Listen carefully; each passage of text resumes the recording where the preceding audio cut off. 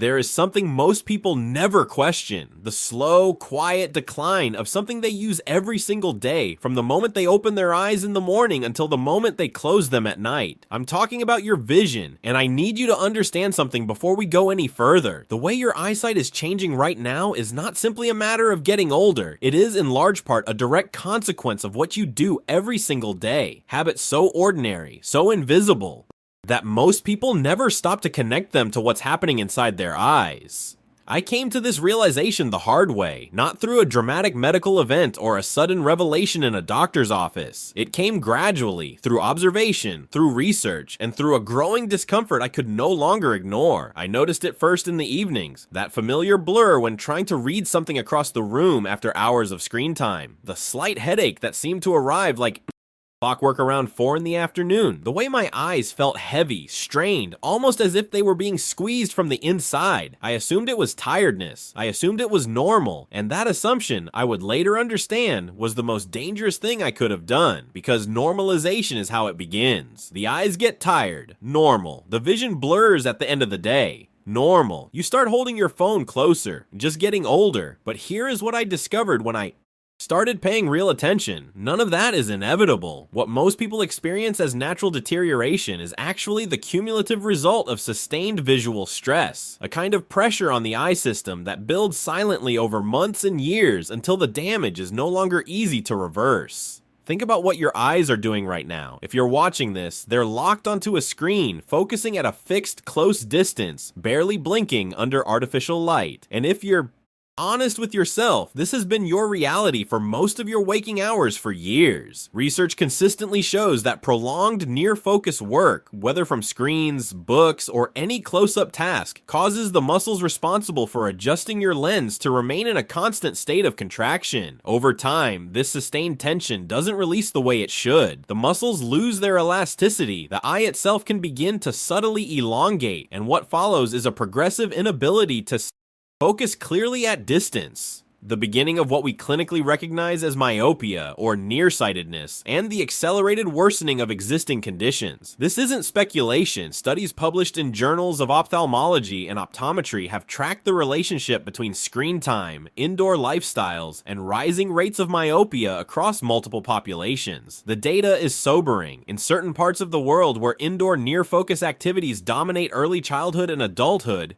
myopia prevalence has reached epidemic proportions, over 80% in some urban regions among young adults. And the trend is moving in one direction only. For those who want to know exactly how to cope with vision loss, reduce the risk of it getting worse over time, and avoid becoming dependent on glasses, I've included an amazing and practical alternative that's helping thousands of people. Check it out in the first link in the description. But let me keep going, because understanding the why behind what's happening is what transforms this from information into something you'll actually act on. The problem isn't just the screens, it's the totality of how we've restructured our environments. We spend less time outdoors than any generation in human history, and that matters far more than most people realize. Natural daylight, specifically the full spectrum light that comes from being outside, plays a direct role in regulating the development and maintenance of healthy eye function. Dopamine, released in the retina in response to bright outdoor light, is believed to help regulate the axial growth of the eye. Less outdoor light means less of this protective mechanism. The research on children who spend more time outside consistently shows lower rates of myopia development, and the effect holds regardless of screen time. Both matter. Both are part of the equation. There's also the question of how we blink, or rather, how we've stopped blinking properly. Studies measuring blink rate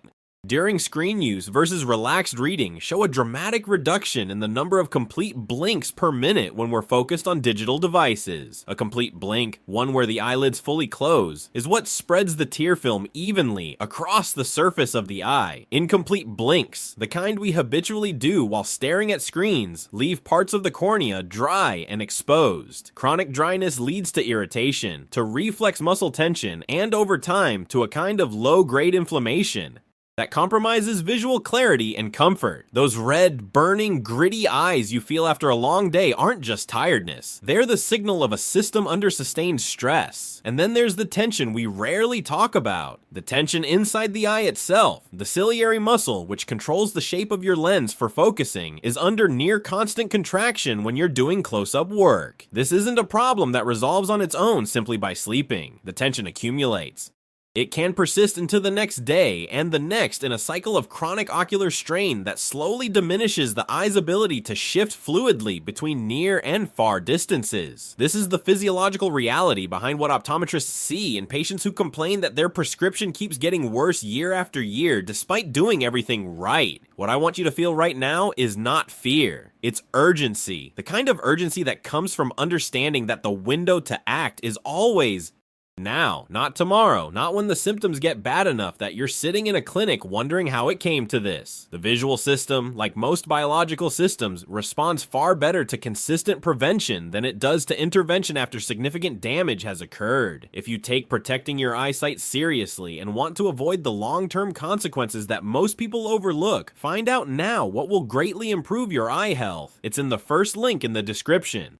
Now let me tell you what this actually looks like in practice, because the solution is not complicated. It doesn't require expensive equipment or radical lifestyle changes. It requires consistency. It requires building a few simple habits into the rhythms of your day, and then protecting those habits with the same seriousness you would give to any other aspect of your health. The first and most fundamental is what's known as the 20-20-20 rule. The concept is simple. Every 20 minutes of near focus work, you shift your gaze to something at least 20 feet away, roughly 6 meters, for a minimum of 20 seconds. This isn't just a rest break, it's an active exercise. When you look into the distance, the ciliary muscle releases its contraction, the lens flattens, the eye returns to a state closer to its natural resting configuration. Done consistently throughout the day, this single habit can meaningfully reduce the cumulative strain that builds from hours of close-up work.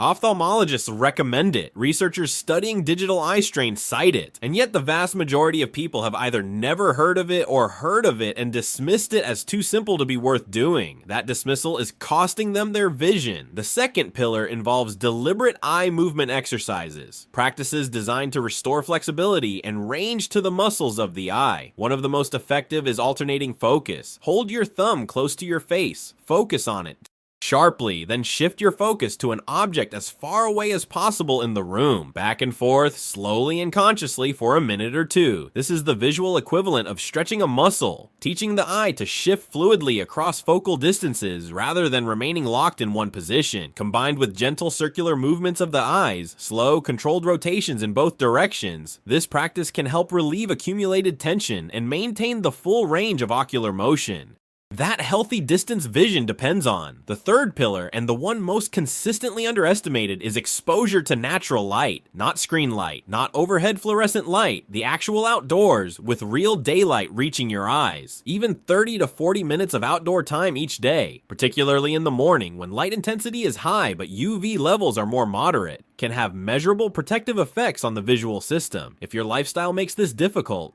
prioritize it on weekends. Make it a non-negotiable. Your eyes evolved under the sun. Give them what they were designed to receive. Beyond these 3 core habits, there are supporting practices worth building into your routine. Palming, a technique where you gently cup your hands over your closed eyes, blocking all light and allowing the visual system to rest in complete darkness, is a remarkably effective way to decompress ocular tension after extended screen sessions. 2 to 3 minutes of palming after focused work can shift the state of your visual system more than any break spent scrolling through social media.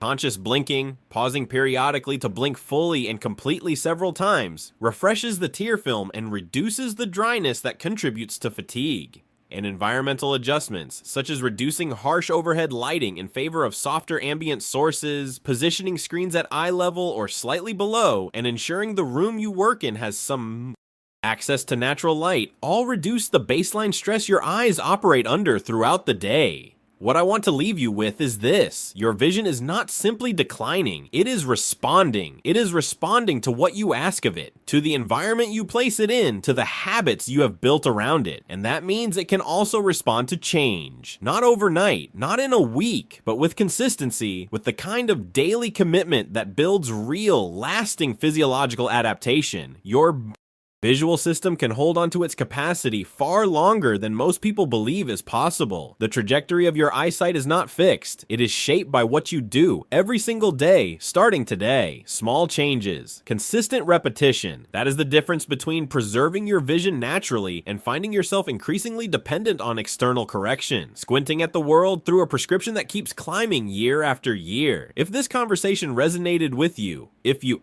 felt something shift in how you think about what your eyes are going through every day, then I want to invite you to become part of this channel. Subscribe so you don't miss what's coming next. We go deep here. We don't just skim the surface of these topics. We follow the evidence. We look at the research and we translate it into practical understanding that you can actually use. Every video in this series builds on the last. Every chapter connects to the next. Your vision is worth the investment of a few minutes a day, and so is the knowledge that helps you protect it. Subscribe now, and let's keep going together.